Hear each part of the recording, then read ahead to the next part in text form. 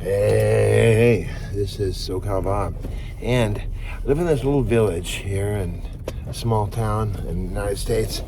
It is a little tiny community with lots of variety and lots of different types of folks. And I was pulling out today just now, and I saw two styrofoam plates that were just in the middle of the road. And I thought, well, they shouldn't be there. So I stopped my car and I got out and walked over and picked up the offending plates, put them in my trash can. I have a trash can right outside my front door so that I'm always ready to help. Just a little tool of mine that I have ready to help. And as I did that, I thought, the obedience to the Holy Spirit. I wouldn't always do that, but in this case, the Lord said, "Go ahead, get those up." And if there was anybody watching on one of the cameras, they'd see this old guy going out picking up two paper plates that weren't his. I didn't put them there. I didn't drop them, but I picked them up anyway. And as I walked to there, the Lord just gave me my message for today, that this is the kind of stuff that the Holy Spirit will speak to you about. It might be healing or deliverance or planning a big conference or some amazing, miraculous thing. Could be, hey, go pick up that paper over there. Pick up that paper, pick up that trash. Get this done for the kingdom.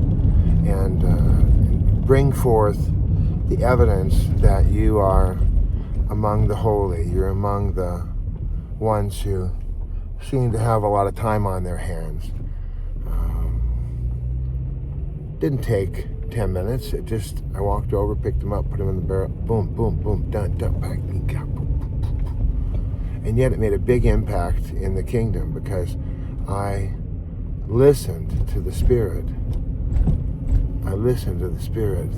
And I obeyed. And it's that little obedience that's what counts. That little tiny obedience counts for a lot. And we need to have that obedience just moment by moment. Today, Junior wrote me and said that be still and know that I'm God. I said, well, if you're just running around like a crazy person with tambourines and bells and jumping up and down, you got the headsets on, you're going all into the beats, well, you're not going to hear a whole lot.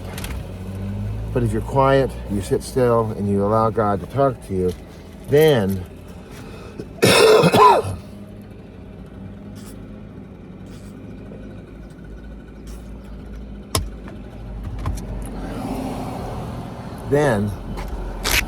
the Spirit will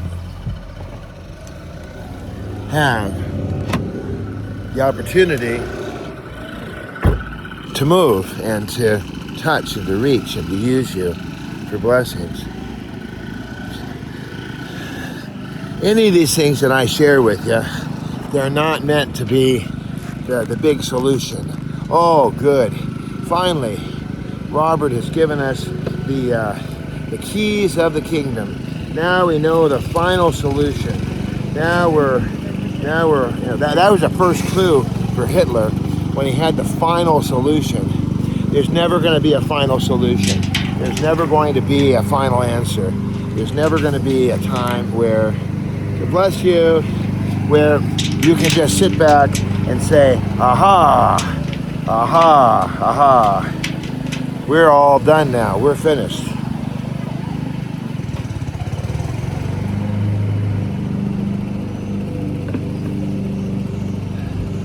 That time is never going to get here. And if anybody says they got the final solution, they got the final answer, we have it all figured out, well, run back to camp, because that person is lying to you. It's just one greeting at a time. It's one step at a time. It's one breath at a time. And it's understanding that we don't understand. It's in being weak. I watched The Equalizer Part 3, and the doctor asked Roberto, he said, hey, it was something about, are you a good man or a bad man? And Roberto said, I don't know. And the doctor, the wise doctor, said, that makes you a good man. Because only a good man would say he doesn't know. A bad man would think, oh yeah, I'm a great guy. I'm the best guy ever. Nobody's like me. I have all the answers. So, hey, it's Friday. Yay. Have a good Friday. So, and that's the humility of knowing that you don't know it all, the humility of every breath.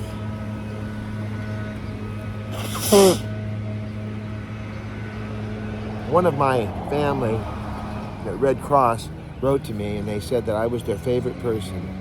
And I can't tell you what a joy that is to hear, and what it brought. It brought tears to my eyes, and it brought me to a place of just, what they're saying is they love God. They love God. Because hopefully I'm reflecting, they mentioned kindness, is how kind I was. And of course, on my bracelet from one of my dearest people in the whole world, it says kind right here. And I love my family very much. I love my family all over, everywhere. But when I die, I'd like to have on my tombstone, he loved. He loved. And that's my mission. That's my whole ministry, is to love people. To love people in whatever way that I can. If it's picking up a couple of styrofoam plates off the driveway in the village that I live in, great. I give out food all the time. I don't do any of the stuff, oh, he's trying to be a big guy. No, I have more than I need, and so I want to share it. And it goes for love too. You know, I looked at my address, 2534, and I put the address in, and I don't want to have a big crowd over there to look at, oh, look, let's go see Bob's house we grew up. I don't want it to be, paparazzi and all that around there. But I did look up the address, and my sister didn't know it, and I couldn't reach my dad, so I just put in the address, put in the street. And from the street, I was able to figure out, 20, and it came back to me, 2534. So,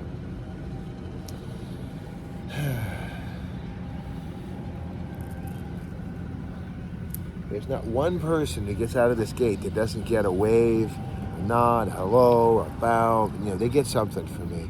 I don't let people just wander off. Oh, whatever. No. And then people that are walking down the street. Hey, good to see you. God bless you. That's an amazing coat. Boy, your hair looks good today. Everyone gets something. And you can do that. Whether you're in a wheelchair or whether you're on your feet. And here comes, I think this is my daughter coming up now. Here comes my little baby Bethany Rose. She's coming up. I see the car. Here she comes. Yay. All right, I'm going to run. I love you. 213-713-8954. 8954 green, att.net. Hey, how's it going, boss? Good to see you. Look great today. All righty.